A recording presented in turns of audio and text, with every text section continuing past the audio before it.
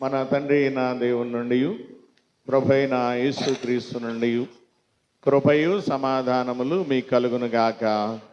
ఆమె దయచేసి కూర్చుందామండి.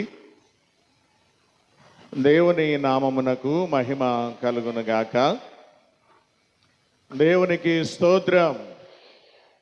దేవుని యొక్క ఉచితమైనటువంటి కృపను బట్టి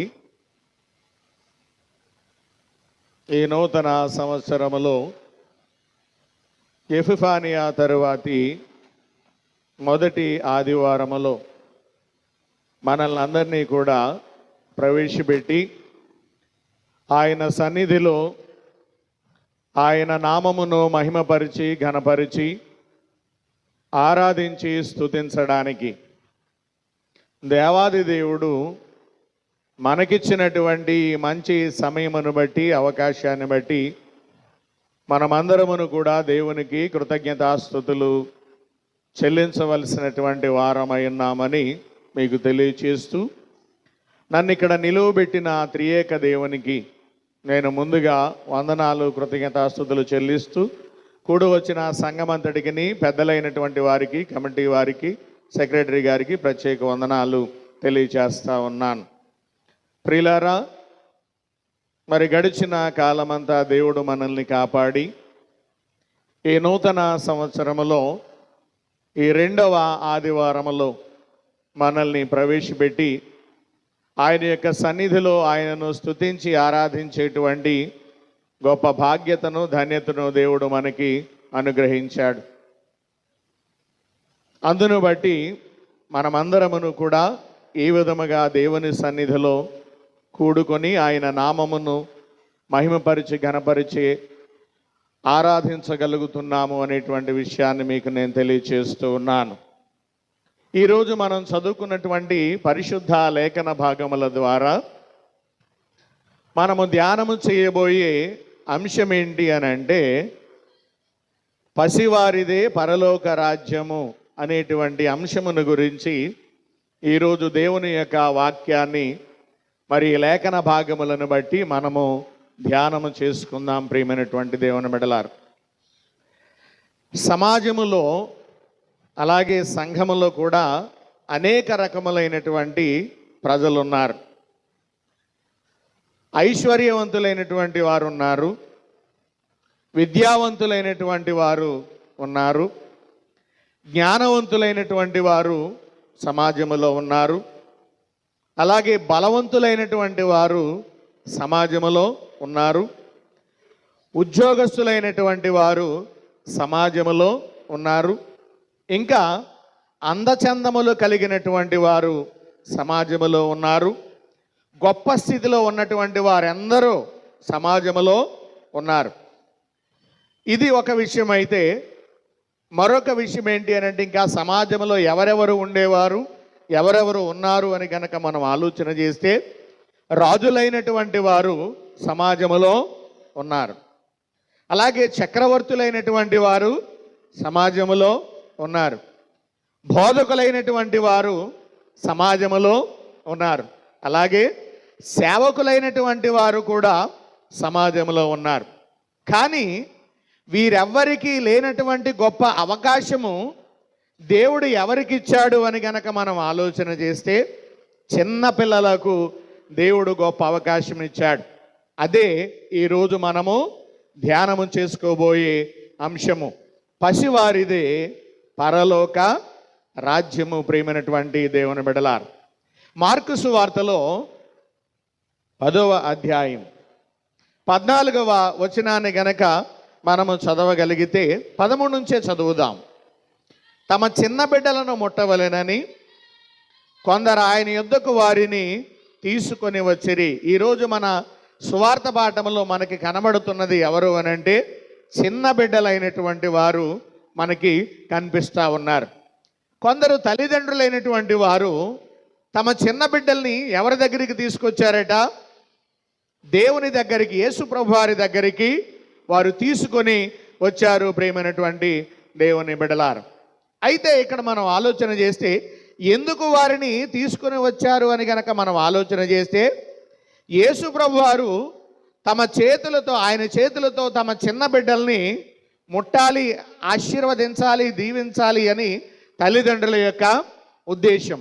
ఆ ఉద్దేశంతోనే చిన్నపిల్లల్ని ఆయన దగ్గరికి తీసుకురావడం జరిగింది. ప్రియమైనటువంటి దేవుని బిడ్డలారా, అయితే మనం ఆలోచన చేస్తే వారిని తీసుకుని వచ్చిన వారిని శిష్యులు ఏం చేశారు అని అంటే గద్దించారు అని మనము చూస్తూ ఉన్నాం. ఇంతకీ ఎందుకు వారిని తీసుకొని వచ్చారు? ఆశీర్వదించడానికి, దేవుడి చేత వారికి ఆశీర్వాదం ఇప్పించడానికి తీసుకుని వచ్చారు. అప్పుడు యేసుప్రభు వారు శిష్యులు కోపడిన పరిస్థితిని చూసి, వారు గద్దించినటువంటి ఆ స్థితిని చూసి యేసుప్రభు వారు శిష్యుల మీద కోపడ్డారు. కోపడి ఏమన్నాడు అని అంటే 14వ వచనం, చిన్న బిడ్డలను నా యొద్దకు రానియుడి, వారిని ఆటంకపరచవద్దు, దేవుని రాజ్యము ఏలాంటి వారిదే అని అన్నాడు. చిన్న బిడ్డలదే దేవుని యొక్క రాజ్యం. అంటే దేవుడు తన రాజ్యములో అవకాశాన్ని ఎవరికి కల్పిస్తున్నాడు ఎక్కడ అని గనక మనం ఆలోచన చేస్తే చిన్న బిడ్డలకు కల్పిస్తున్నట్లుగా మనము చూస్తూ ఉన్నాం. ప్రియమైనటువంటి దేవుని బిడ్డలారు, అంటే పుట్టిన దగ్గర నుంచి చిన్న బిడ్డలుగా ఎవరైతే ఉన్నారో వారికి దేవుని యొక్క రాజ్యాన్ని చేరేటువంటి, రాజ్యాన్ని పొందుకునేటువంటి హక్కుని, అవకాశాన్ని దేవుడు చిన్న బిడ్డలకు ఇస్తూ ఏలాంటి వారిదే దేవుని రాజ్యం అని చెప్పినట్లుగా మనము చూస్తూ ఉన్నాం. మరి పెద్దవారికి అవకాశం లేదా అని గనక మనం ఆలోచిస్తే పెద్దవారికి అవకాశం ఉంది.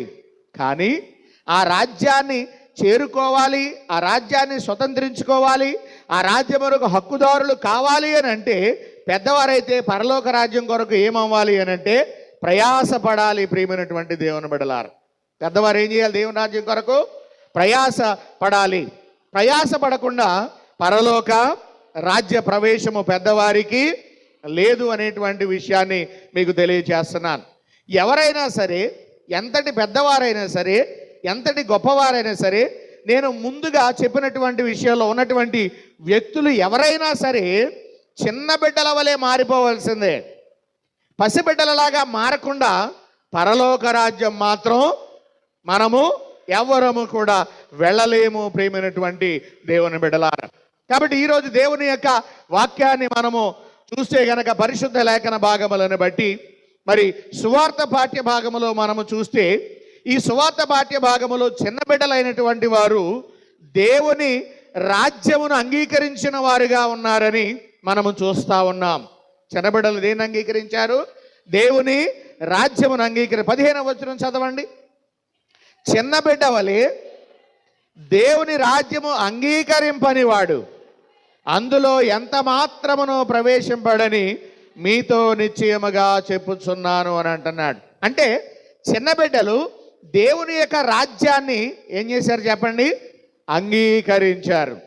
దేవుని రాజ్యాన్ని అంగీకరించారు. ప్రియ దేవుని బిడ్డలారా, దేవుని రాజ్యాన్ని అంగీకరించడము అని గనక మనం ఆలోచన చేస్తే దేవుని రాజ్యాన్ని అంగీకరించడం అంటే ఏంటి అని అంటే దేవుణ్ణి అంగీకరించడమే, దేవుని వాక్యాన్ని అంగీకరించడమే. ప్రియమైనటువంటి దేవుని బిడ్డలారా, ఇక్కడ మనం ఆలోచన చేస్తే చిన్న బిడ్డ వలె దేవుని రాజ్యమును అంగీకరింపని వాడు అందులో ఎంత మాత్రమును కూడా ప్రవేశింపలేడు అని క్లియర్గా యేసుక్రీస్తు ప్రభువారు మనకి తెలియచేస్తా ఉన్నారు. ప్రియ దేవుని బిడ్డలారా, గనుక దేవుని రాజ్యమును అంగీకరించుట అనగా అర్థం ఏంటి అని అంటే దేవుని వాక్యాన్ని అంగీకరించడమే. ప్రియమైనటువంటి దేవుని బిడ్డలారా, దేవుని వాక్యాన్ని అంగీకరించడం అంటే దేవుణ్ణి అంగీకరించడం. ఎందుకనంటే ఆయన ఏ దేవుడై ఉన్నాడు అని అంటే వాక్యమై ఉన్న దేవుడై ఉన్నాడు. కనుక ఆ దేవుణ్ణి అంగీకరించడమే ప్రియమైనటువంటి దేవుని బిడ్డలారా. అంటే ఇప్పుడు దేవుని యొక్క వాక్యాన్ని మనము అంగీకరించేటువంటి వారముగా ఉండాలి అని దేవుని యొక్క వాక్యం మనకి తెలియపరుస్తూ ఉన్నది. ఇక్కడ మనం ఆలోచన చేస్తే దేవుని వాక్యం అంటే ఏమన్నాను నేను? దేవుడే. దేవుని వాక్యం అంటే దేవుడే. అంటే ఇప్పుడు దేవుని రాజ్యములోనికి వెళ్ళాలి అని అంటే దేవుని వాక్యాన్ని మనము అంగీకరించేటువంటి వారముగా మనం ఉండాలి. యేసుక్రీస్తు ప్రభు వారు ఈ లోకంలోనికి వచ్చేందుకు కూడా అందుకే వచ్చాడు. మత్తయి సువార్తలో 4వ అధ్యాయాన్ని గనక మనం చూస్తే 4వ అధ్యాయం 23వ వచనం, యేసు వారి సమాజ మందిరములో బోధించుచు దేవుని రాజ్యమును గూర్చిన సువార్తను ప్రకటిస్తా ఉన్నాడు. చాలు. ఏం ప్రకటిస్తున్నాడంటే యేసు ప్రభువారు? దేని గురించిన సువార్త? దేవుని రాజ్యమును గురించినటువంటి సువార్తను ప్రకటిస్తూ ఉన్నాడు. ప్రియమైనటువంటి దేవుని బిడ్డలారా, సువార్తను ప్రకటిస్తూ దేవుని రాజ్యమును గురించి వారికి తెలియచేస్తూ ఆయన ఏమని చెప్పాడో తెలుసా? మత్తయి సువార్తలో 12వ అధ్యాయములో 28వ వచనాన్ని మనం చదువుదాం.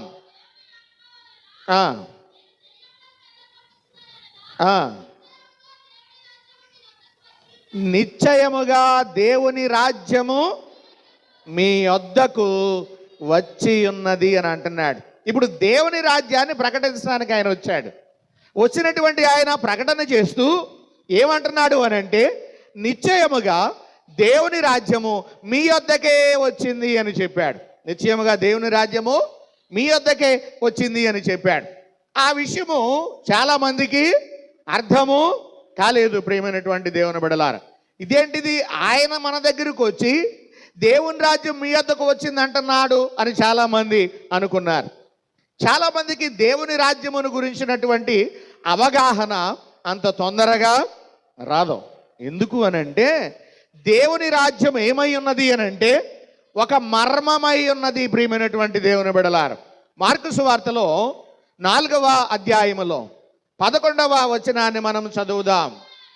అమ్మా, అందుకాయన దేవుని రాజ్య మర్మము తెలుసుకొనుట మీకు అనుగ్రహింపబడి ఉన్నది అని అన్నాడు.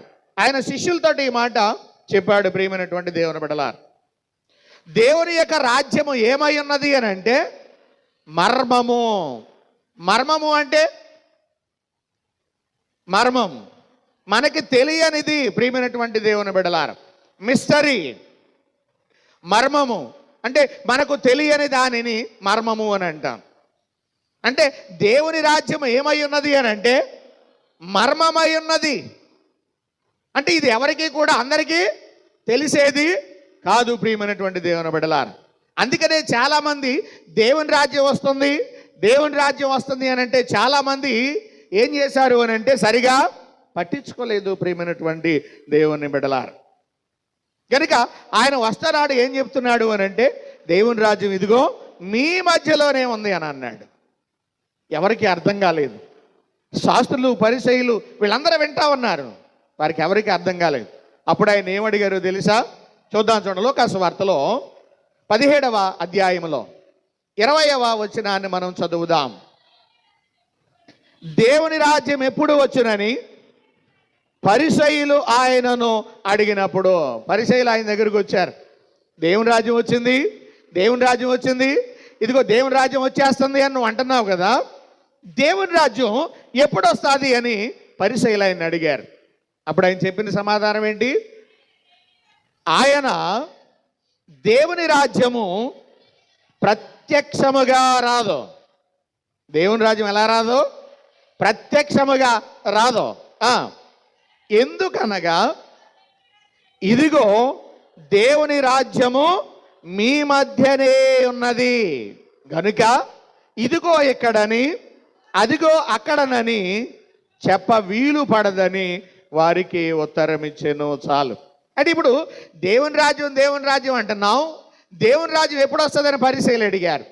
అడిగితే ఆయన ఏం చెప్పాడు అని అంటే దేవుని రాజ్యము ప్రత్యక్షంగా రాదు, దేవుని రాజ్యము ఇదిగో మీ మధ్యలోనే ఉన్నది అని అన్నాడు. ఇప్పుడు మనం ఆలోచన చేస్తే వాళ్ళ మధ్యలో ఉన్నది ఎవరు? అక్కడ వారి సమాజంలో పరిసయ్యులు వాళ్ళందరూ ఉన్నారు కదా, వారి మధ్యలో ఉన్నది ఎవరు? యేసుప్రభు వారు ఉన్నారు. వారి మధ్యలో ఉన్నది ఎవరో? యేసుప్రభు వారు ఉన్నారు. ఇప్పుడు యేసుప్రభు వారు ఏమన్నారు అని అంటే దేవుని రాజ్యము ఇదిగో మీ మధ్యలోనే ఉన్నది అని అన్నారు. అంటే దీని అర్థం ఏంటి అని అంటే దేవుని రాజ్యము ఈజ్ ఈక్వల్ టు ఎవరు అని అంటే యేసుక్రీస్తు ప్రభువారే. అందుకనే మోషే గారు 90వ సంకీర్తనలో ప్రార్థన చేస్తూ ఏమన్నాడో తెలుసా?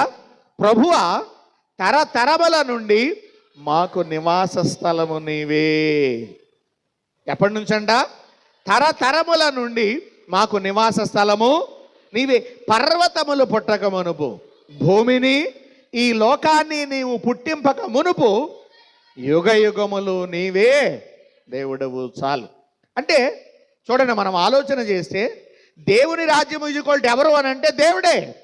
దేవుని రాజ్యం ఈజ్వల్ ఎవరో దేవుడే. అంటే మన నివాసము ఒకప్పుడు ఎక్కడ ఉండేదనంటే ఆయనలోనే ఉండేది. ప్రియమైనటువంటి దేవుని బిడ్డలారా, అందుకని ఎఫెసీ పత్రిక 1వ అధ్యాయం 6వ వచనంలో ఏమంటాడు అని అంటే, ఆయన ప్రేమ చేత జగత్తు పునాది వేయబడక ముందే మనలను క్రీస్తులో ఏర్పరుచుకొనేను అనేటువంటి వాక్యాన్ని మనము చూస్తూ ఉన్నాం.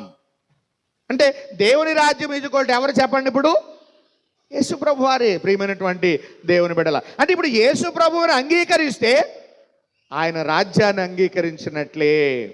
కానీ ఆనాటి శాస్త్రులు, పరిసయ్యులు, సద్దూకాయులు అనేటువంటి వారు ఉన్నారే కొంతమంది ప్రజలు, ఆయన అసలు అంగీకరించలేదు. అంగీకరిస్తే ఆయన పిల్లలు అవటానికి, ఆయన రాజ్యాన్ని స్వతంత్రించుకోవడానికి దేవుడు అవకాశం ఇచ్చాడు.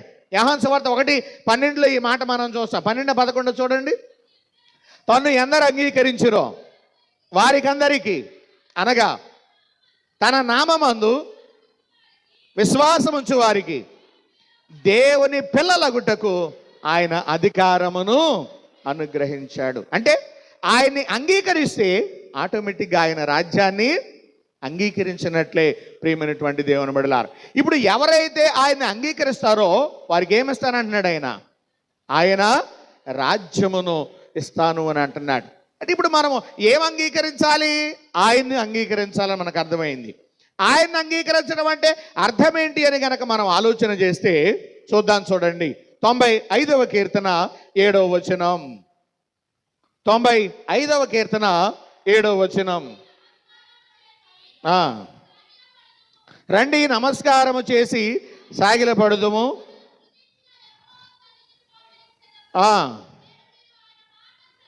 నేడు మీరు ఆయన మాట అంగీకరించిన ఎడల ఎంత మేలు. చాలు.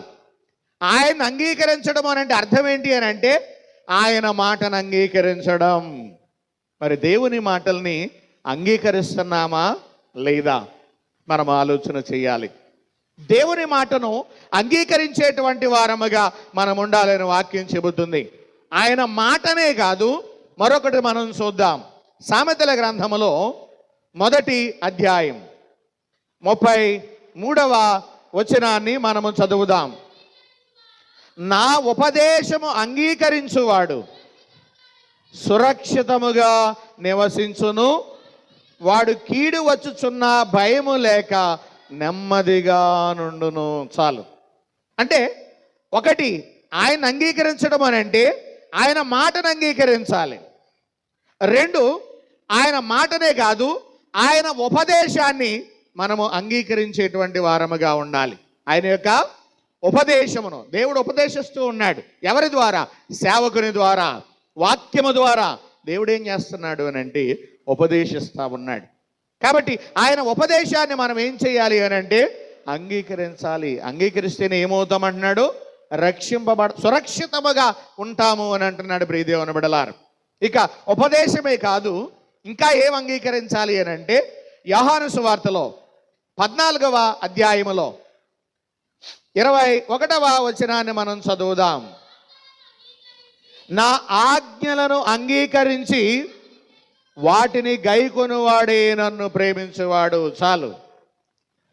ఏం అంగీకరించాలంటే ఇంకా ఆయన ఆజ్ఞలను మనము అంగీకరించేటువంటి వారముగా మనం ఉండాలి. ఆయన అంగీకరించడము అని అంటే ఆయన మాటను అంగీకరించాలి. 2, ఆయన ఉపదేశాన్ని మనం అంగీకరించాలి. 3, ఆయన ఆజ్ఞలను మనము అంగీకరించేటువంటి వారముగా ఉండాలి. 4వది కూడా చూద్దాం. చూడండి, యాకోబు పత్రిక 1వ అధ్యాయం 21వ వచనాన్ని మనం చదువుదాం. అందుచేత సమస్త కల్మషమును వెర్రవీగుచున్న దుష్టత్వమును మాని లోపల నాటబడి మీ ఆత్మలను రక్షించుటకు శక్తిగల వాక్యమును సాత్వికముతో అంగీకరించండి. చాలు. ఏం అంగీకరించాలంటే 4వదిగా ఆయన వాక్యాన్ని మనం అంగీకరించేటువంటి వారముగా మనం ఉండాలి. ఎవరు ఆయన వాక్యాన్ని అంగీకరించగలరు అని అంటే, కల్మషము లేనటువంటి వారు, విర్రవీగుచున్న దుష్టత్వం కలిగి లేనటువంటి వారు. అర్థమవుతుందా మీకు? ఇలా ఎవరైతే ఉంటారో వారు మాత్రమే దేవుని యొక్క వాక్యాన్ని ఏం చేస్తారో అంగీకరించగలుగుతారు. లేకపోతే వాక్యాన్ని అంగీకరించలేరు. అయితే వాక్యాన్ని ఎలా అంగీకరించాలో కూడా ఇక్కడ చెప్తున్నాడు. కోపంతో కాదు, సంశయంతో కాదు, మన ఇష్టం వచ్చినట్లు కాదు, సాత్వికముతో అంగీకరించండి అని చెప్తున్నాడు. వాక్యాన్ని ఎలాగ అంగీకరించాలంట? సాత్వికముతో అంగీకరించాలి. ప్రియ దేవుని బిడ్డలారా, ఇలా అంగీకరిస్తూ మనల్ని ఆయన అంగీకరించేటట్లుగా మనం ఉండాలి. దేవుని రాజ్యానికి మనం వెళ్ళాలి అని అంటే, చిన్న బిడ్డల వలె మనం ఉండాలి అని అంటే, మనము కూడా ఆయన అంగీకరించేటట్లు, మనల్ని ఆయన అంగీకరించేటట్లు ఉండాలి. ప్రియ దేవుని బిడ్డలు. అందుకనే 19వ కీర్తన 14వ వచనంలో కీర్తనకారుడు ఒక మాట అంటాడు. 19వ కీర్తన 14వ వచనం, యెహోవా నా ఆశ్రయదుర్గమా, నా విమోచకుడా, నా నోటి మాటలు, నా హృదయ ధ్యానము నీ దృష్టికి అంగీకారములగునుగాక. చూసారా? ఆయన మనల్ని అంగీకరించాలి అని అంటే, మన నోటి మాట, మన హృదయ ధ్యానము ఆయన దృష్టికి ఎలాగుండాలి? ఆయన అంగీకరించే మాటలే మాట్లాడుతున్నామా? నీ హృదయములో ఆయన అంగీకరించే విధంగా నేను ఆలోచన చేస్తున్నావా? ఒకసారి ఆలోచించాలి. అందుకని ఆయన ఏం చెప్పాడనంటే, పిల్లలదే దేవుని రాజ్యము అని అన్నాడు. పెద్దలది కాదు. పెద్దలకు కూడా ఉంది, కాకపోతే దాన్ని పొందుకోవాలి, ఆ రాజ్యం చేరాలి, చాలా ప్రయాసపడాలి పెద్దలు. ఎందుకనంటే పెద్దల ఆలోచనలు అన్నీ కూడా కల్మషముతో నిండిపోయినాయి. లోక సంబంధమైనటువంటి ఆలోచనలు, తలంపులతో నిండిపోయింది. విర్రవీగుచున్న దుష్టత్వముతో నిండిపోయినాయి. అందుకనే అవి మాని సాత్వికముతో వాక్యాన్ని అంగీకరించండి అని అన్నాడు. వాక్యాన్ని అంగీకరిస్తూ, ఆయన చెప్పినట్లుగా ఆయన మాటను అంగీకరిస్తూ, ఆయన చెప్పినట్లుగా ఆయన ఉపదేశాన్ని అంగీకరిస్తూ, ఆయన చెప్పినట్లుగా ఆయన ఆజ్ఞలను అంగీకరిస్తూ, మన నోటి మాట, మన హృదయ ధ్యానము కూడా ఆయన దృష్టికి అంగీకారముగా ఉండేలాగా మనము జీవించాలి. ఇప్పుడు అర్థమైందా ఎందుకు చిన్నపిల్లలదే దేవుని రాజ్యం అన్నాడు ఆయన? ఎందుకు అన్నాడు అని అంటే, ఇంకొక మాట చెప్తాను. చిన్నపిల్లలకి ఏ తప్పు అంటే కల్మషం ఉండదు. చిన్నపిల్లలు ఏముండదు? కల్మషం అనేది ఉండదు.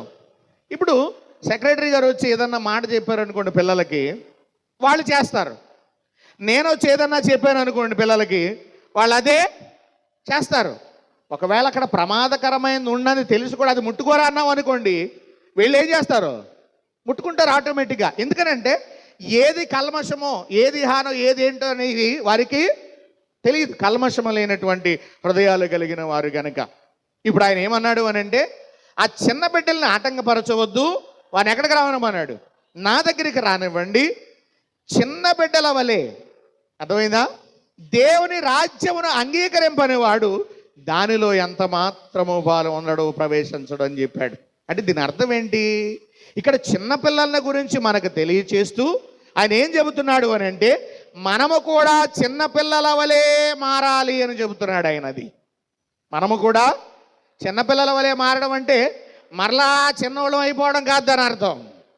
అటువంటి స్వభావమును, కల్మషము లేనటువంటి స్వభావమును మనము కలిగినటువంటి వారముగా ఉండాలి అని అర్థము. ప్రియమైనటువంటి దేవుని బిడ్డలారా, అందుకనే పేతురు భక్తుడి ద్వారా ఆయన మాట్లాడుతూ ఏమన్నాడు అని అంటే, మొదటి పత్రికలో 2వ అధ్యాయం 1వ వచనం నుంచి చూడండి. ప్రభువు దయాళుడని మీరు రుచి చూచి ఉన్న ఎడల సమస్తమైన దుష్టత్వమును, సమస్తమైన కపటమును, వేషధారణను, అసూయను, సమస్తమైన దూషణ మాటలను మాని ఎలా ఉండాలంట? కుర్రల్లో ఎలా ఉండాలి? క్రొత్తగా జన్మించిన శిశువులను పోలిన వారుగా ఉండాలి. క్రొత్తగా జన్మించిన శిశువులు పోలిన వారుగా ఉండాలనంటే నీ నోటి ద్వారా దూషణ మాటలు రాకూడదు. చదువు మళ్ళొకసారి.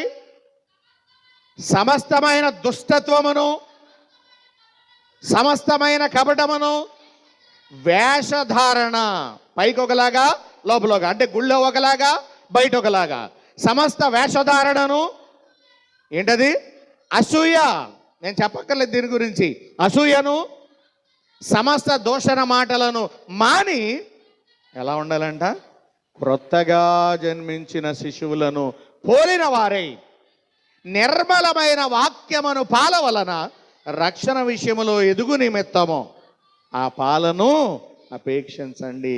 కనుక సువార్త పాఠం మనకేం తెలియచేస్తుంది అనంటే, చిన్న పిల్లల వలె మనము కూడా కల్మషము లేని వారముగా ఉండి ఆయన రాజ్యాన్ని, ఆయన వాక్యాన్ని, ఆయనను మనము అంగీకరించేటువంటి వారముగా ఉండాలని తెలియజేస్తుంది. యేసుప్రభు వారు వచ్చింది కూడా అందుకే, అది తెలియచేయడం కోసమే.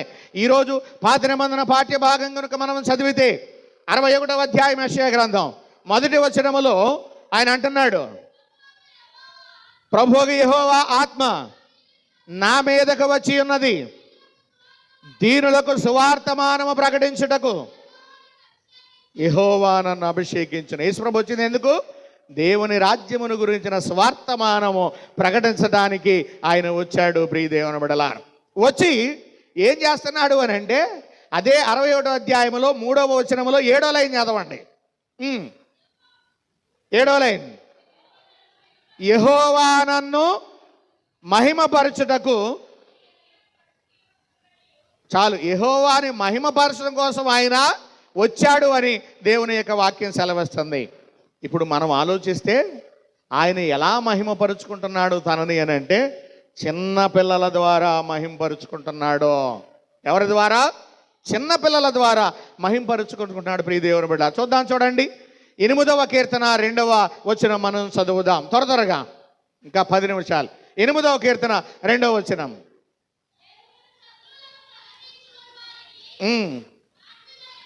బాలుర యొక్కయు చంటి పిల్లల యొక్కయు స్తుతుల మూలమున నీవు ఒక దుర్గమును స్థాపించి ఉన్నావు అని అంటున్నాడు. అంటే ఎవరి ద్వారా ఆయన స్తుతింపబడుతున్నాడు, మహింపరచబడుతున్నాడు అని అంటే, చంటి పిల్లల ద్వారా. బాగా ఆలోచించాలి. ఎవరి ద్వారా? చంటి పిల్లల ద్వారా. ప్రియ దేవుని బిడ్డలారా, బాలుర యొక్కయు చంటి పిల్లల యొక్కయు స్తుతుల మూలమున నీవు ఒక కోటను స్థాపించి ఉన్నావు. దుర్గము, ఒక కోట, గోడనే దేవుడు చిన్నపిల్లల స్తుతులతో నిర్మించేశాడట. ప్రియమైనటువంటి దేవుని బిడ్డలారా, అంటే చిన్నపిల్లలు ఏం చేస్తున్నారు? ఆయన్ని స్తుతిస్తూ ఉన్నారు. యేసుప్రభు వారి యొక్క యెరూషలేము జయోత్సవ యాత్రలో కూడా కొంతమంది చిన్నపిల్లలు ఆయన్ని స్తుతించారు. చూద్దాం, చూడండి ఒకసారి ఆ మాట. మత్తయి సువార్తలో 21వ అధ్యాయములో 15-16 వచనాలు చదువుదాం. ప్రధాన యాజకులను, శాస్త్రులను, ఆయన చేసిన వింతలను, దావీదు కుమారునికి జయము అని దేవాలయములో కేకలు వేయుచున్న చిన్నపిల్లలను చూచి కోపముతో మండిపడిపోయారంట. అంటే యెరూషలేము జయోత్సవ యాత్రలో చిన్నపిల్లలు ఆయన ఏం చేస్తున్నారు అని అంటే, స్తుతిస్తూ ఉన్నారు. చిన్నపిల్లలు ఏం చేస్తున్నారు? ఆయన్ని జయము అని స్తుతిస్తూ కేకలు వేస్తుంటే, శాస్త్రులను ప్రధాన యాజకులు, శాస్త్రులు ఏం చేశారనంటే వాళ్ళని గద్దించారు. ఇటువంటి వారు అన్ని చోట్ల ఉంటారు. వాళ్ళు చేయరు, చేసే వాళ్ళని చేయనివ్వరు. వారు స్తుతించరు, స్తుతించే వాళ్ళని స్తుతించనివ్వరు. అటువంటి వాళ్ళే ఉన్నారు. ప్రియమైనటువంటి, అప్పుడు ఆయన చెప్పిన మాట ఏంటి తెలుసా? మీరు వాక్యాన్ని చదవలేదా? బాలుర యొక్కయు చంటి పిల్లల యొక్కయు నోట స్తోత్రము సిద్ధింపజేసితివి అను మాట మీరు అన్నడును చదవలేదా అని వారితో ఆయన చెప్పినట్లుగా మనము చూస్తూ ఉన్నాం. అంటే చిన్న బిడ్డల ద్వారా ఆయన ఏం పొందుతున్నాడు అని అంటే, మహిమను పొందుతూ ఉన్నాడు. ప్రియమైనటువంటి దేవుని బిడ్డలారా, ఈ 2 వాక్య భాగముల ద్వారా, ఒకటేమో చిన్న బిడ్డలు దేవుని వాక్యమును, ఆయన రాజ్యమును అంగీకరించిన వారుగా ఉన్నారు. అలాగా మనము కూడా ఉంటే చిన్నపిల్లల స్వభావం కలిగి దేవుని వాక్యాన్ని, ఆయన రాజ్యాన్ని మనం అంగీకరించే వారముగా ఉండాలి అని దేవుని యొక్క వాక్యం సువార్త పాఠం మనకు తెలియజేసింది. పత్రిక పాఠం అయితే చిన్నపిల్లలు దేవుణ్ణి, పాత నిబంధన పాఠం అయితే చిన్నపిల్లలు దేవుణ్ణి స్తుతించేవారిగా, మహింపరిచేవారిగా ఉన్నారని మనకు తెలియపరుస్తూ ఉన్నది. ఇక మూడవదిగా పత్రిక పాఠం ఏం చెబుతుంది అని అంటే, చిన్నపిల్లలు దేవుని రాజ్యాన్ని అంగీకరించారు గనుక, చిన్నపిల్లలు దేవుణ్ణి స్తుతిస్తూ మహిమపరుస్తున్నారు గనుక, చిన్నపిల్లల్ని ఆ దేవుని రాజ్యము కొరకు సిద్ధపరచవలసిన బాధ్యత తల్లిదండ్రులదే అని సువార్త పత్రిక పాఠ్యభాగం మనకి తెలియపరుస్తుంది. ప్రియ దేవుని బిడ్డలారా, చూడండి, మనం ఆలోచన చేస్తే 6వ అధ్యాయం ఎఫెసీ పత్రిక 4వ వచనాన్ని మనం చదువుదాం. తండ్రులారా, మీ పిల్లలకు కోపము రేపక ప్రభు యొక్క శిక్షలోను బోధలోను వారిని పెంచండి అని అంటున్నాడు. ఎలా పెంచాలంట? ప్రభు యొక్క శిక్షలోను బోధలోను వారిని పెంచేవారిగా తల్లిదండ్రులు ఉండాలి. అటువంటి తల్లిదండ్రులను ఎవరిని చూస్తున్నాము అని అంటే, మార్కు సువార్త 10వ అధ్యాయం 13వ వచనంలో ఉన్నటువంటి తల్లిదండ్రులు మనం చూస్తున్నాం. కొందరు తల్లిదండ్రులు తమ చిన్న బిడ్డలను ఆయన దగ్గరికి నడిపించినటువంటి స్థితిని మనము చూస్తూ ఉన్నాం. అలాగా మనము కూడా మన పిల్లల్ని ఏం చేయాలి అని అంటే, యేసునొద్దకు నడిపించేటువంటి వారముగా మనం ఉండాలి. సండే స్కూల్కి చిన్నపిల్లల్ని పంపిస్తున్నారా లేదా? కొంతమంది వస్తున్నారు, కొంతమంది రావట్లేదు. వాస్తవంగా చిన్నప్పుడే మనము దేవుని యొక్క సన్నిధిలో పిల్లల్ని పెంచగలిగితే, వాక్యం కూడా అదే చెబుతుంది కదా, బాలుడు నడవవలసిన త్రోవను వానికి నేర్పుము, వాడి పెద్దవాడైనప్పుడు దాని నుండి ఏమవడం తొలగిపోడు అని. అంటే చిన్ననాటి నుండే సండే స్కూల్ ఆ ప్రాయము నుండే పిల్లల్ని దేవాలయానికి పంపించి మంచి విషయాలు, దేవుని యొక్క వాక్య సంబంధమైన విషయాలు వాడికి నేర్పిస్తే వాడు ఎప్పుడు తొలగిపోడంట? చిన్నప్పుడు కాదు, పెద్దవాడయ్యాక తొలగిపోవడం. పెద్దోడైనా నీ పిల్లోడు నీ పిల్ల నీ మాట వినట్లేదు అని అంటే, నువ్వు చిన్నప్పుడే నీ పిల్లలకు భయభక్తులు నువ్వు సరిగా నేర్పించలేదు అని అర్థం. ప్రేమటి దేవుని బిడ్డలారా, ఇందులో మరొకటి ఉంది. అతిగారాభం చేయడం కూడా ఒక్కడే కదా, పెద్దోడు కదా, చిన్నోడే కదా అని అతిగారాభం చేయడం కూడా ఒక విషయం. ప్రియమైనటువంటి దేవుని బిడ్డలారా, ఇది నేను అనుభవపూర్వకంగా చెబుతున్నాను, దాంతట నేను తెలుసుకొని మరి చెబుతా ఉన్నాను. ప్రియమైనటువంటి దేవుని బిడ్డలారా, అతిగారం చేయడం కూడా చాలా ప్రమాదం. అందుకనే వాక్యం ఏం చెప్పింది అంటే, బెత్తము వాడని తండ్రి తన కుమారునికి విరోధి. బెత్తం వాడాలంట. ఏం వాడాలి? బెత్తం వాడాలి. పెద్ద అయ్యాక వాడితే ఆడు మన మీద వాడేస్తాడు, ఇంకా పెద్దది. కాబట్టి పెద్ద అయ్యాక వాడకుండా ఉండాలి అని అంటే చిన్నప్పుడే శిక్షాదండము. ఏంటది? వాక్యంలో ఒక మాట ఉంటుంది, బాలుని హృదయములో మూఢత్వము స్వాభావికముగా పుట్టును. బాలుని హృదయంలో మూఢత్వం అంట స్వభావాన్ని బట్టి వచ్చేస్తుంది, వాడి జీన్స్ని బట్టి వచ్చేస్తుంది. అప్పుడప్పుడు మనం అంటాం, వీడు వాళ్ళ తాత పోలికీడు, వీడు వాళ్ళ బాబు పోలిక అని అంటాం. మనమా స్వభావాన్ని బట్టి మూఢత్వం ఆటోమేటిక్గా వచ్చేస్తుందంట. అయితే శిక్షాదండము దానిలో నుండి తోలివేయననుంది వాక్యంలో. శిక్షాదండం అంటే ఏంటనుకున్నారు? నీ దుడ్డు కర్రయు నీ దండమును నన్ను ఆదరించిన వాక్యంలో చూస్తామే. శిక్షాదండము అనగా ఏంటి అని అంటే, దండం అంటే పెద్ద కర్ర కాదు, శిక్షాదండం అనగా దేవుని వాక్యమే. శిక్షాదండము దానిలో నుండి తోలివేయను. దేనిని? మూఢత్వాన్ని, మాట వినని తనాన్ని ఏం చేస్తుందంట? ఆ బాలునిలో నుండి తోలివేస్తుంది. కాబట్టి పిల్లలను దేవుని రాజ్యం వైపు నడిపించే బాధ్యత ఎవరిదని వాక్యం చెబుతుంది అని అంటే, తల్లిదండ్రులదని చెబుతుంది. అలాగే తల్లిదండ్రులు చక్కటి మార్గంలో పిల్లల్ని నడిపించాలని అందరూ అనుకుంటారు, కానీ కొంతమంది వినరు. వాళ్ళకేం చెప్తుంది తెలుసా వాక్యం? 6వ అధ్యాయం 1వ వచనం, పిల్లలారా ప్రభునందు మీ తల్లిదండ్రులకు విధేయులై ఉండండి. ఇదేంటి ధర్మం? కొంతమంది పిల్లలు ఇంటికి వస్తూ ఉంటే భయపడిపోతున్నారు తల్లిదండ్రులు. వీడు ఏ టైంకి ఎలాగ ఇంటికి వస్తాడో, ఈమె ఏ టైంకి ఎలాగ ఇంటికి వస్తుందో, ఏ మాటలు మాట్లాడతారో. అవునా? భయపడిపోతా ఉన్నారు చాలామంది. కనుక పిల్లలారా, మీకు వాక్యం ఏం చెబుతుంది అని అంటే, మీ తల్లిదండ్రులకు ప్రభువునందు మీరు విధేయులై ఎలా ఉంటున్నారో మీ తల్లిదండ్రులకు కూడా అలాగే మీరు విధేయులై ఉండాలి. ఇది ధర్మం. ఇదేంటి చెప్పండి? ధర్మము. ప్రియమైనటువంటి దేవుని బిడ్డలారా, కాబట్టి ఈనాటి వాక్యాంశముల ద్వారా మనము తెలుసుకున్నది ఏంటి అని అంటే, పసివారిదే పరలోక రాజ్యం.